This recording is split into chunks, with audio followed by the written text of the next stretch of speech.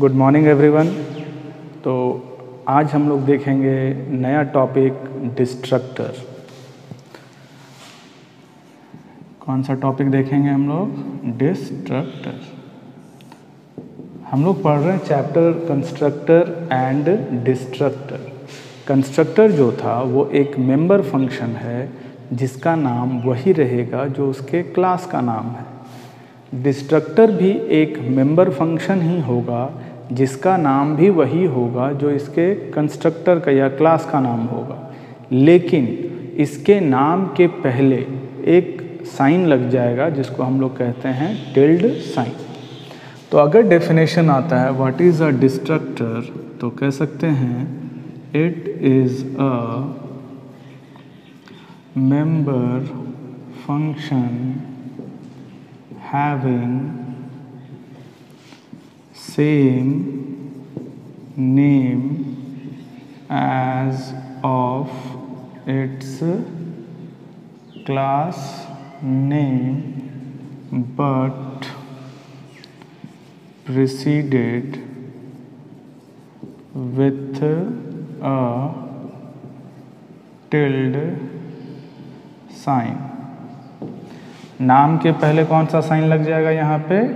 Tilde sign. जैसे अगर एक क्लास बनाते हैं हम demo,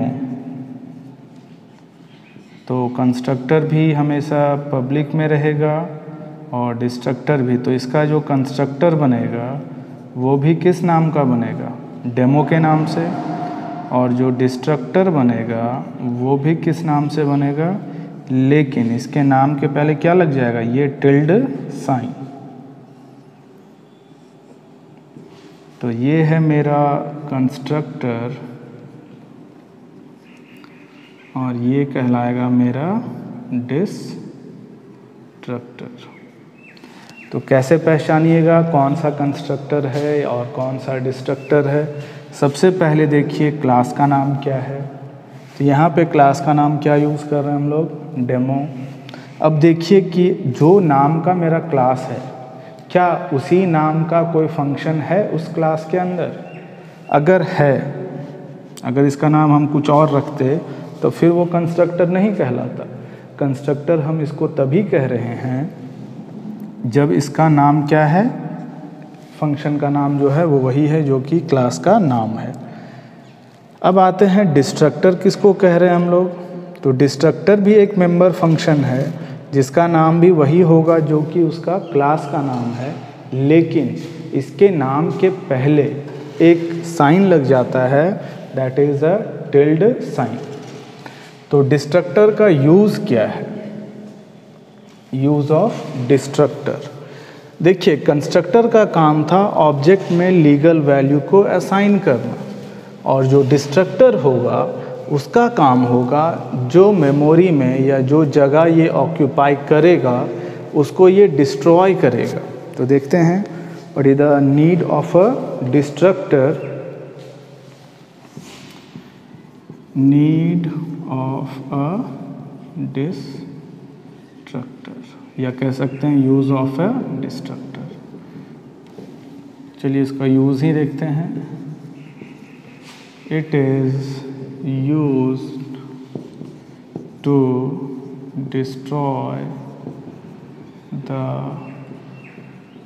object which has been assigned by constructor।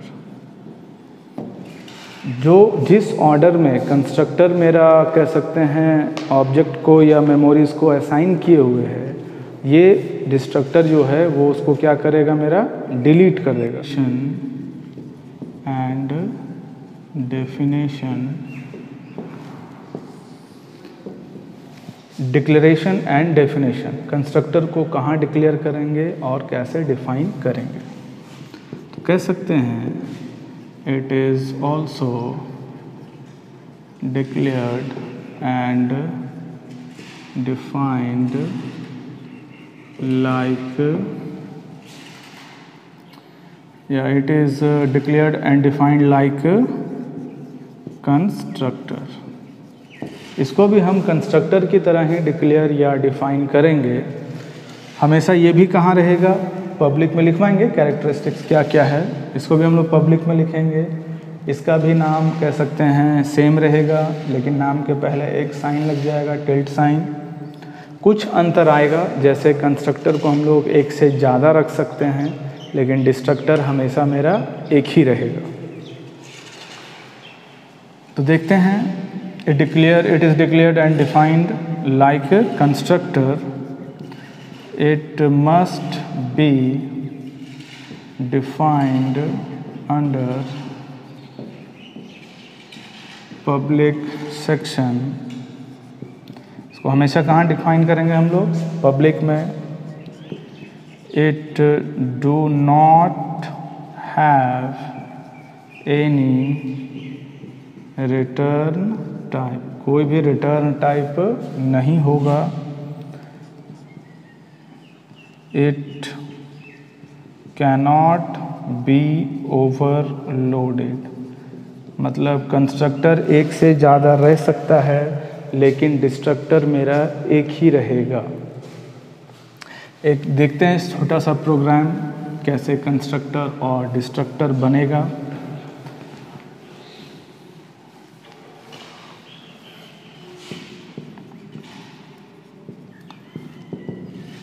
देखिए, जो डिस्ट्रक्टर कॉल होता है वो ऑटोमेटिक कॉल होता है।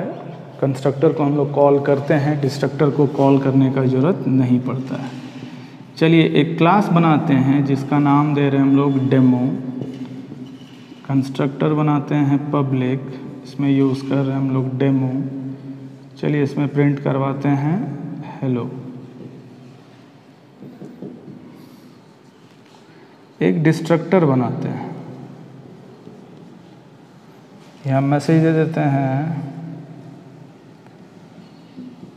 डिस्ट्रक्टर का। ये बंद हो गया और ये मेरा क्लास।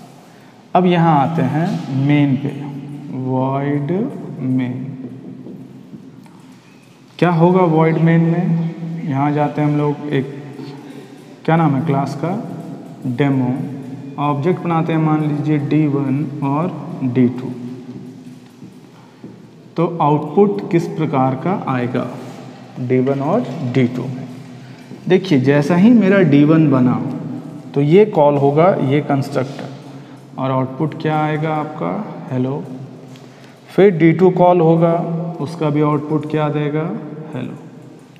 अब ये डिस्ट्रक्टर कैसे दिखेगा हमको, डिस्ट्रक्टर भी दिखेगा, लेकिन जब आप बाहर निकलिएगा मेमोरी से, जैसे ही ये बाहर निकलेगा तब वो आउटपुट आएगा। तो ये आप स्क्रीन पे इसको नहीं देख पाइएगा। तो स्क्रीन पे देखने के लिए आप जब नेक्स्ट बार जाइएगा तो आपको दिखेगा 2 बार डिस्ट्रक्टर दिखेगा, डिस्ट्रक्टर और डिस्ट्रक्टर 2 बार दिखेगा। 2 बार क्यों दिख रहा है, क्योंकि मेरा 2 बार कंस्ट्रक्टर कॉल हुआ है, इसीलिए 2 बार डिस्ट्रक्टर भी। तो आइए देखते हैं डिस्ट्रक्टर का एक प्रोग्राम। क्या लिखेंगे हम लोग, hash include IO stream, IOSTREAM stream dot h। फिर क्या लगेगा, hash include conio dot h। ये 2 हेडर फाइल तो हम लोग सभी में लगाते हैं। अब आइए एक क्लास पहले बनाते हैं। चलिए उसका नाम देते हैं हम लोग डेमो। अब यहाँ एक कंस्ट्रक्टर बनाते हैं। तो कंस्ट्रक्टर हमेशा कहाँ रहेगा, पब्लिक में। ये पब्लिक तो कंस्ट्रक्टर है, तो इसलिए इसका नाम क्या होगा, वही होगा जो कि क्लास का नाम है। अब इसके अंदर आप जो चाहते हैं वो प्रिंट करवा सकते हैं। चलिए यहाँ देते हैं हम लोग हेलो C++। ये हो गया, ये मेरा कंस्ट्रक्टर बंद हो गया। अब एक और बनाते हैं डेमो। इस पर हम लोग डिस्ट्रक्टर बनाने जा रहे हैं, लेकिन डिस्ट्रक्टर में बताए हैं कि नाम के पहले कौन सा साइन लग जाता है, टिल्ट साइन। तो ये हुआ मेरा डिस्ट्रक्टर। इसके अंदर क्या प्रिंट करवाते हैं, Cout चलिए प्रिंट करवाते हैं डिस्ट्रक्टर, TRUCTOR, डिस्ट्रक्टर। ये बंद हो गया और ये मेरा बंद हो गया class. This is the end of class. ये मेरा क्या कहला रहा है, डिस्ट्रक्टर।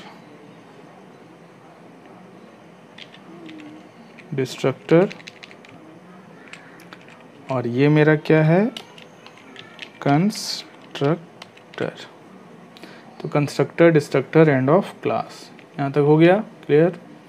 अब आते हैं हम लोग मेन पे, वॉइड मेन। वॉइड मेन में क्या होगा, हम लोग ऑब्जेक्ट बनाएंगे। तो अब क्लास का नाम क्या है मेरा, डेमो। चलिए दो ऑब्जेक्ट बनाते हैं, D1 और D2। अब यहाँ लिखते हैं गेट ch और यहाँ बंद हो गया। कॉल करते हैं Alt F9, देख रहे हैं 0 एरर है और 0 वार्निंग। Control F9। अब यहाँ आउटपुट क्या दिख रहा है आपको, 2 बार दिख रहा होगा हेलो C++। अब 2 बार क्यों आ गया, देखिए हम लोग 2 ऑब्जेक्ट बनाए हुए हैं, एक D1 और दूसरा D2। तो एक बार आया D1 के लिए और D2 के लिए। लेकिन सवाल ये है कि डिस्ट्रक्टर का आउटपुट तो दिखा नहीं। देखिए डिस्ट्रक्टर वाला भी आउटपुट रन किया है, लेकिन उसको देखने के लिए दोबारा से जब जाएंगे, दिख रहा है 2 बार। देखिए यहाँ पे 2 बार डिस्ट्रक्टर मेरा चला हुआ है। शुरू से देखिए हेलो C++, फिर से क्या था, हेलो C++, वो तो उसी का आउटपुट था। अब देखिए 2 बार डिस्ट्रक्टर आया है, डिस्ट्रक्टर और डिस्ट्रक्टर। ये जो डिस्ट्रक्टर आया है वो पिछला बार का ही आउटपुट है। तो इस प्रोग्राम में हम लोग क्लियर स्क्रीन का यूज़ अगर कर देते हैं, CLR का, तो आप डिस्ट्रक्टर वाला आउटपुट नहीं देख पाइएगा। देख लीजिए, जब भी आइएगा तो डिस्ट्रक्टर वाला आउटपुट आपको नहीं दिखेगा। इसीलिए इस प्रोग्राम में हम लोग क्लियर स्क्रीन का यूज़ नहीं करेंगे, भी कॉल होगा।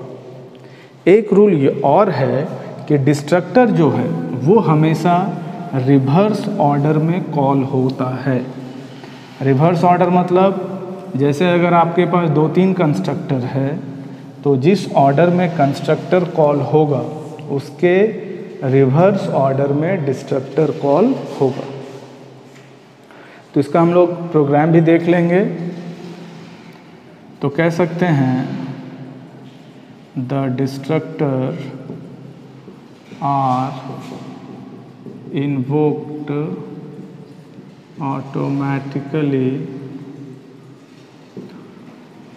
ये ऑटोमेटिकली इन्वोक होता है, destructor are called in reverse order of constructor. इसको भी हम लोग प्रोग्राम से समझेंगे कि किस प्रकार से कंस्ट्रक्टर के ये रिवर्स ऑर्डर में डिस्ट्रक्टर मेरा कॉल होगा। जिस ऑर्डर में कंस्ट्रक्टर कॉल होगा उसके रिवर्स ऑर्डर। तो एक प्रोग्राम से समझते हैं इसको भी।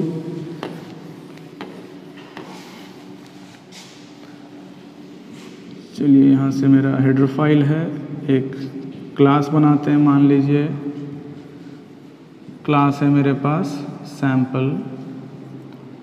पब्लिक में एक सैम्पल बना रहे हैं, सी आउट यहाँ दे देते हैं कंस्ट्रक्टर ऑफ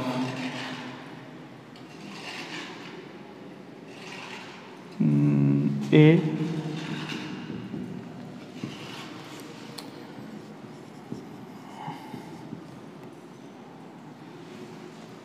एक और बनाते हैं हम लोग, इसका डिस्ट्रक्टर बना लेते हैं। क्या बनेगा, sample C out distractor of A. ये बंद हो गया। ये तो हुआ क्लास सैंपल का। एक क्लास और बनाते हैं हम लोग डेमो करके। तो चलिए एक क्लास और बनाते हैं। क्लास का नाम मान लीजिए यूज़ कर रहे हैं डेमो। यहाँ आ जाइए पब्लिक में, यूज़ करते हैं हम लोग डेमो के नाम से ही। सी आउट क्या होगा, कंस्ट्रक्टर ऑफ, चलिए इसको भी यूज़ कर ले रहे हैं। एक डिस्ट्रक्टर बनाते हैं, किस नाम से, डेमो के नाम से।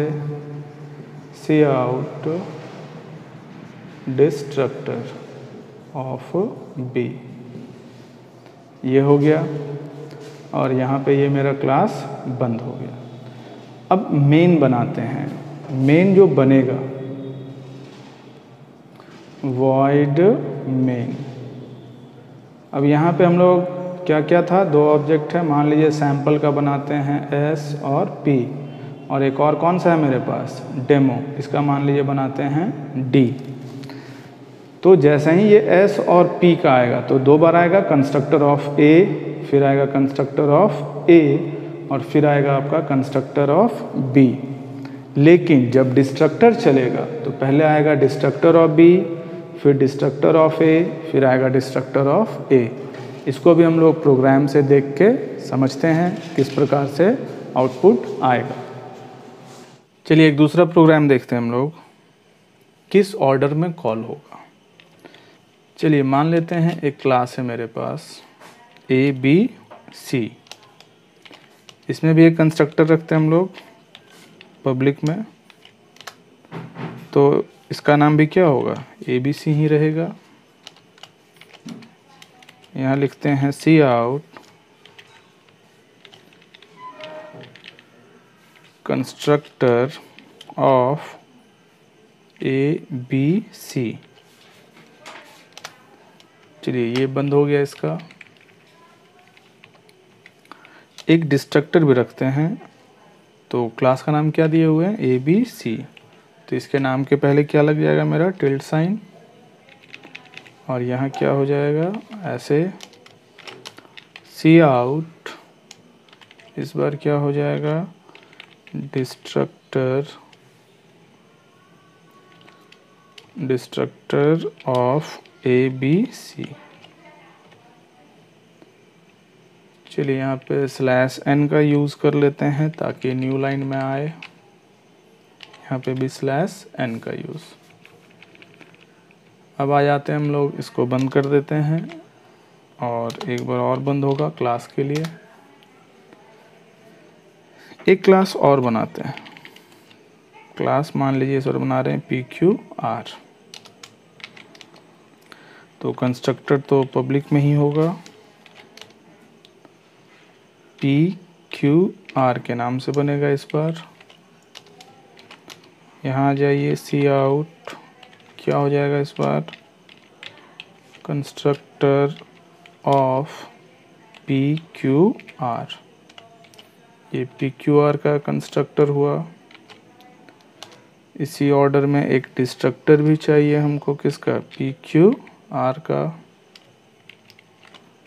तो आ जाते हैं, इस बार क्या लिखाएगा, सी आउट डिस्ट्रक्टर ऑफ PQR। चलिए ये बंद हो गया और ये मेरा क्लास बंद हो गया।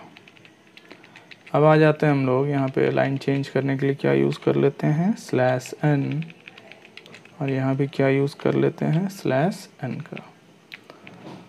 अब आते हैं हम लोग मेन पे, void main। अब यहाँ देखिएगा कि हम लोग के पास दो क्लास है। एक क्लास हुआ ABC, चलिए इसका एक ऑब्जेक्ट बनाते हैं X और Y, और एक है मेरे पास PQR, चलिए इसका ऑब्जेक्ट बनाते हैं C और D। तो देखते हैं आउटपुट क्या आएगा, गेट CH, और ये हो गया आपका बंद। आउटपुट जो आएगा, सबसे पहले आइए ABC, ये जो क्लास है इसका ऑब्जेक्ट बन रहा है 2 x और y।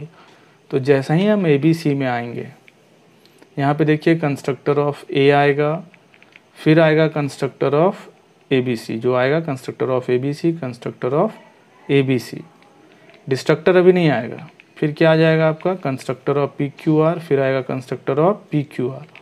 लेकिन जब डिस्ट्रक्टर चलेगा तो वो रिवर्स ऑर्डर में चलेगा। पहले चलेगा डिस्ट्रक्टर ऑफ PQR, फिर चलेगा डिस्ट्रक्टर ऑफ PQR, फिर चलेगा कंस्ट्रक्टर। देख लीजिए आउटपुट,